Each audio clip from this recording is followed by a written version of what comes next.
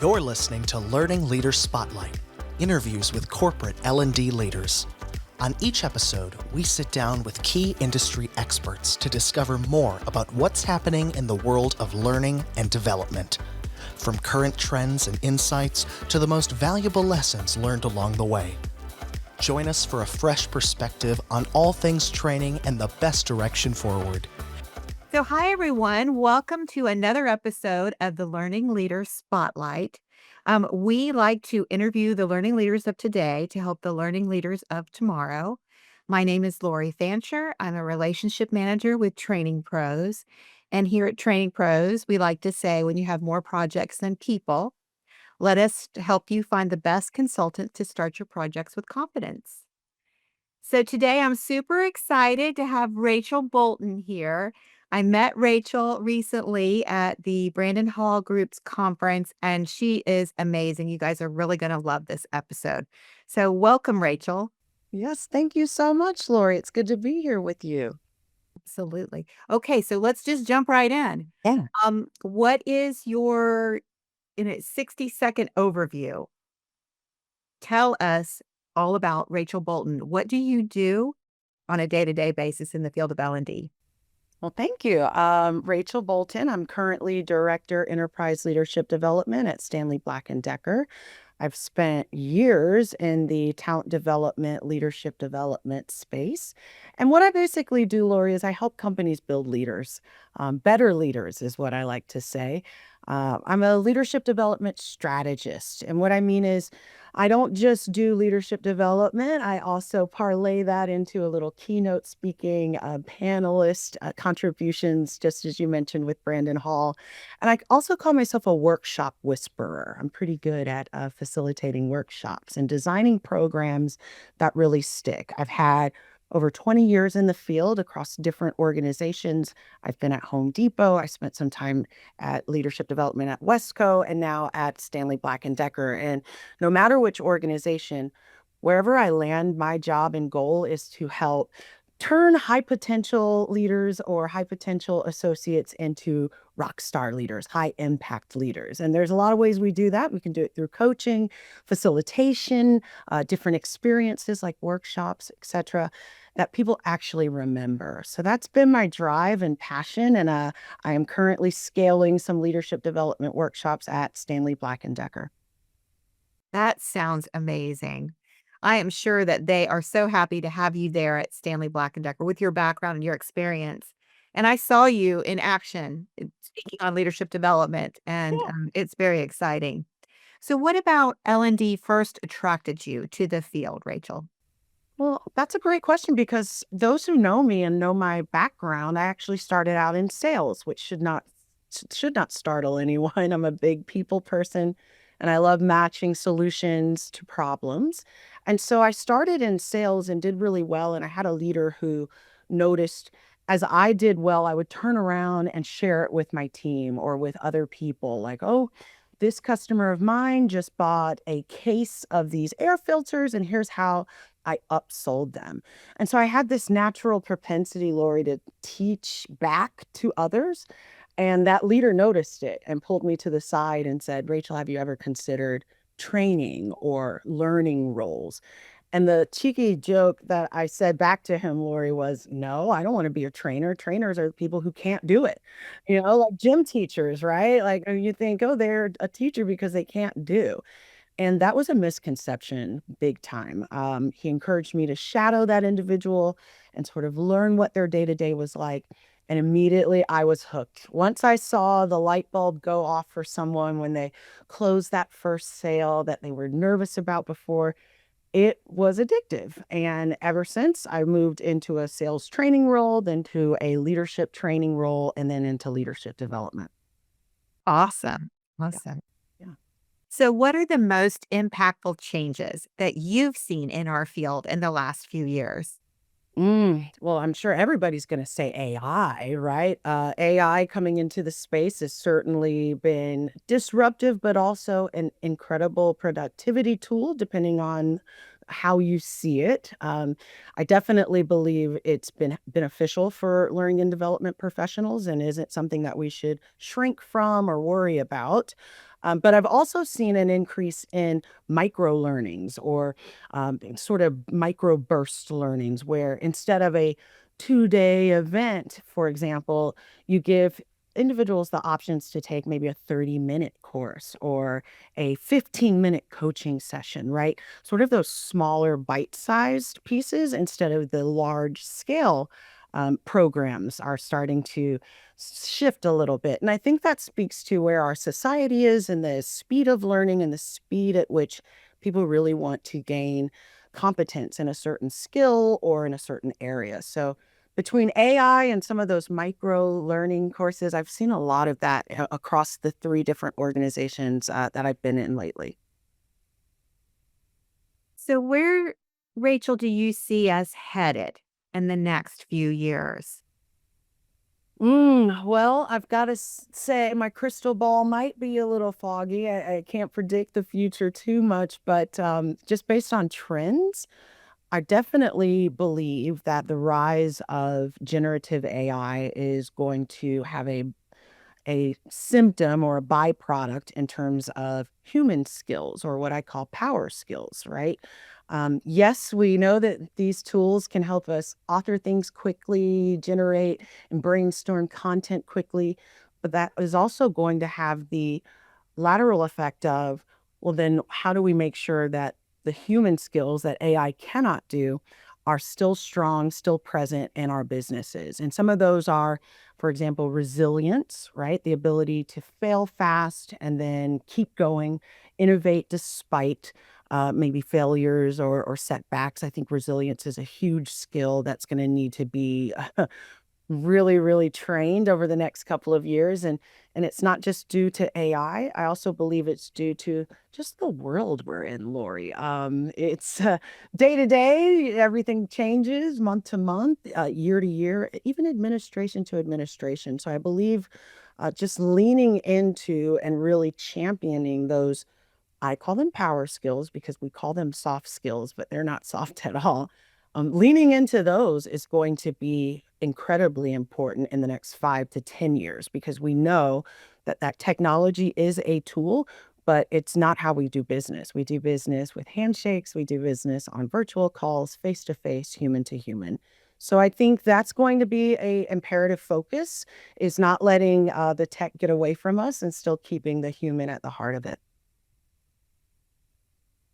And that really ties right into the next question about skills for with an L&D. So when you think about your team and others of your colleagues, teams, anyone who is doing the work of L&D, what are you thinking is going to be the most, if not already, the most important skill for L&D folks to have? Gosh, I'm gonna be very biased and use what I need right now. We're currently rolling out some workshops across SPD, and one of the things we need are great facilitators. Honestly, Lori, I wish I could present every single piece of content that goes out at SPD, but I'm only one person, and I'm on a team that's very lean, and so we really, really rely on expert facilitators, strong presenters who can help us scale this content enterprise wide. We need folks who can walk into a room, read the energy, be flexible to the agenda, and really bring home the concepts that we know are going to really shift culture at SBD. And so I would say if you're going to be in the L&D space, whether you're an instructional designer, a learning execution manager, there's a plethora of roles. But I would encourage you, if you're in this space, to start presenting, start facilitating. If it's not a part of your day to day, start and maybe weaving it in somehow, delivering some workshops or lunch and learns. You're going to be an incredible asset to leaders and executives in the learning and development space because we need those partners to continue scaling our content. So I would say facilitation expertise or skill set is going to be critical. Okay, very cool. If you think about having unlimited leadership support, and maybe you already do, and unlimited budget, which we all don't have the luxury of. Both of those combined, if you had both of those, what would you focus on? What would you do with all of that? Wow. Well, you're definitely right. At Stanley, we have incredible executive support and buy-in. I'm grateful for that. But if I had more budget as well, I think, and I'm sure a lot of organizations are looking at costs right now and cost containment. So if I had unlimited budget or 10 times the budget, a couple of things I would do. I would absolutely invest in scalable coaching. I really do believe in the power of coaching. I think everyone deserves a coach, and that's not just at the C-suite level. That's everyone should have a coach or access to it. And so I would invest in maybe an external partner for coaching for our C-suite and all the way down. Additionally, I would probably have a few more in-person events. We hear this all the time. Yes, virtual works. It's effective. It's efficient, but people do like to be in the room together, connecting with one another.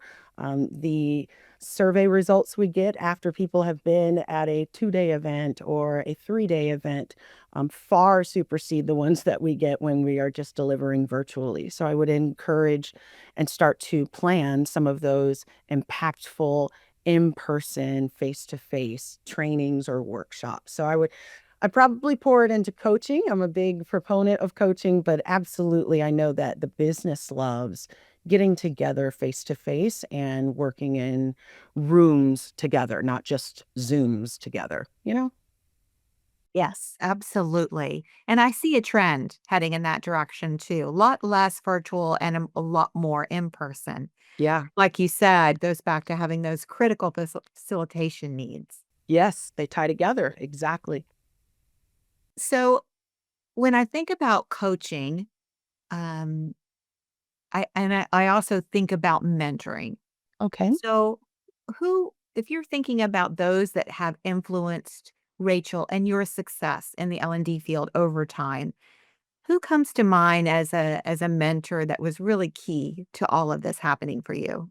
Oh, absolutely. One standout individual. Absolutely. I told you I made the hop from sales training to leadership and development training. And that only happened because of one person. I got to pick her brain. I asked her very politely on LinkedIn, can I have an informational interview? And I for sure thought that she would say no, and she absolutely said yes. Her name is Dee Dee Crawford. She's at Home Depot and still a very good friend of mine. And she encouraged me, Lori. She said, I know you're a trainer now in Jacksonville, Florida, but I'm telling you, you could absolutely be a corporate trainer here in Atlanta, Georgia. And it was that faith in me and that belief in me that she had that maybe even I didn't necessarily 100% have. That really moved the needle. She encouraged me to apply. She supported me in some of my, but what ifs, or maybe I'm not ready. And even throughout the interview process, continued to stay in touch with me and let me know that I was being resilient and brave for applying for the role. And when I got it, she was one of the first people to celebrate with me. So when I became a master trainer at Home Depot, I know for a fact that was one of the roles that started my career in leadership development. But I also know for a fact if it wasn't for Dee Dee, I would have never gone for the role, applied for it, or even sought through actually getting the role. So I'm grateful for individuals like her. And there are many others. If don't don't hurt me if I'm not calling your name. There are many others who played critical roles in getting me where I am today. But I can absolutely say Dee Dee was big pivotal game player there. She helped me feel confident enough to pursue it. And she poured into me at a time when I really needed it. So I agree. Mentors are critical. There's many of us who have more than one. I have different ones now than I did 5 years ago. And I think they are those in your life who can really see you differently than you see yourself. They see your potential. And if Dee Dee hadn't seen my potential, I wouldn't even be with you today. So I would definitely say Miss Crawford was a big mentor in my life. That's so wonderful. Thank you for sharing that story. I love that question. So, if we're to think about all of the places we can go to find out what's going on, the latest and greatest in our industry, where do you go for industry news about our field? Oh, that's a good one. I am a big LinkedIn addict. I'm trying to recuperate myself. The first step is admitting you have a problem. But one of the reasons I love LinkedIn, Lori, is because you do get those industry trends. Do get to see the news. You do get to hear from leaders in the space. You do get to connect with people who are doing extraordinary things. So I'm going to absolutely say LinkedIn first. I also I have a lot of investment in coaching, and I love this podcast called Coaching for Leaders. You can find that on LinkedIn. It's hosted by a great guy named Dave, and their episodes and the people that they bring on are incredible, similar to this podcast. And then lastly, I'd say I'm part of the Corporate Learning Network. A lot of people don't know about Corporate Learning Network. They've got excellent webinars. They do conferences, 2-day conferences where you can learn and glean from others that are in your field. And they do post a lot of incredible content as well on LinkedIn. They have a newsletter and webinars, and they're just really great at providing industry insights and trends. So out of those, I would say LinkedIn first, because I'm on it all the time. Coaching for Leaders, a regular podcast I listen to, and definitely Corporate Learning Network. I'm a subscriber, and I definitely get a lot of my info from them. So great resources. Awesome. Thank you for sharing that. Um, Books. Everyone in learning loves books. Just wondering, what is the one book that you would recommend that new learning leaders read as they come into the field? Mm, this is a good one. There's so many books, right? And I could name probably 5 that everybody has read, but I wanted to think of one that I read that I thought was surprisingly good for people who are in L&D, and it's called Radical Candor. It's by Kim Scott.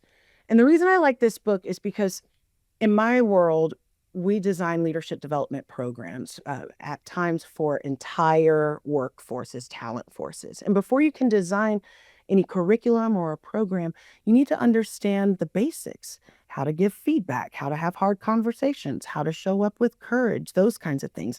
And they are in that book. I love that it teaches us as individuals, as leaders, how to show up authentically. And they call that radical candor. It's the truth and honesty about who you are, and then leaning into some of those skill sets: how to have difficult conversations, how to give feedback effectively.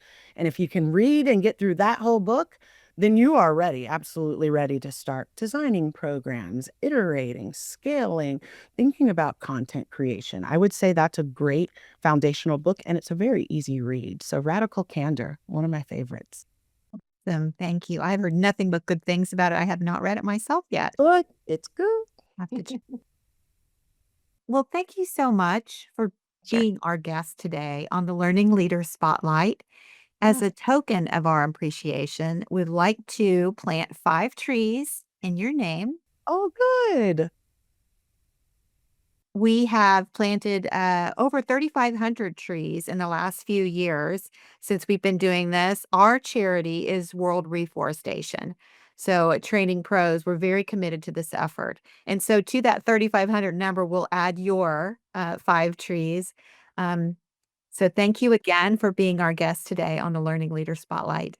My pleasure. I didn't know I'd be helping the environment as well as having this great conversation with you, Lori. And let me just say, the work that you all do, including this podcast, is renowned. We have heard things about Training Pros before I ever got to Stanley Black & Decker.